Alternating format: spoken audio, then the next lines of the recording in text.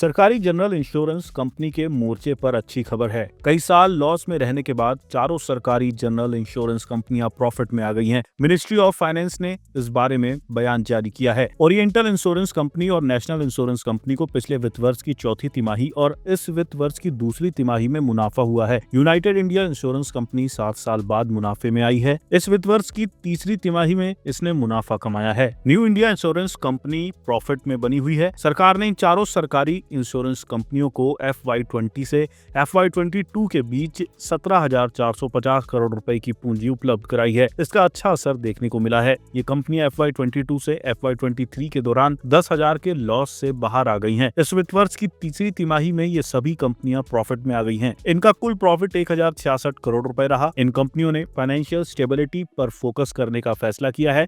इसके लिए स्ट्रेटेजिक उपायों के साथ ही सेवाओं में सुधार पर कंपनी का फोकस होगा। न्यू इंडिया के शेयरों पर दबाव। फाइनेंस मिनिस्ट्री ने बयान में कहा कि कंपनी की कोशिश high quality insurance products offer करने पर होगी। साथ ही कंपनियां 2047 तक इंश्योरेंस फॉर ऑल के बड़े टारगेट को पूरा करने के लिए कोशिशें करेंगी। इसका असर न्यू इंडिया इंश्योरेंस कंपनी यानी कि NIACL पर भी पड़ेगा। 17 फरवरी को इस स्टॉक में गिरावट देखने को मिली। ये स्टॉक 2:20 पर 1.21% गिरकर 153 रुपए पर था। बीते एक साल में इस स्टॉक की कीमत गिरकर आधी रह गई। 19 फरवरी 2024 को ये स्टॉक 300 रुपए का था। NIACL का IPO 2017 में आया था। कंपनी के शेयर 13 नवंबर को सूचीबद्ध हुए थे। बीते एक साल में इंश्योरेंस स्टॉक का प्रदर्शन कमजोर। तो एक साल में इंश्योरेंस कंपनियों का प्रदर्शन अच्छा नहीं रहा है। इनमें जनरल और लाइफ दोनों तरह की कंपनियां शामिल हैं। ICICI लोम्बार्ड जनरल का शेयर बीते एक साल में सिर्फ 4.49% चढ़ा है।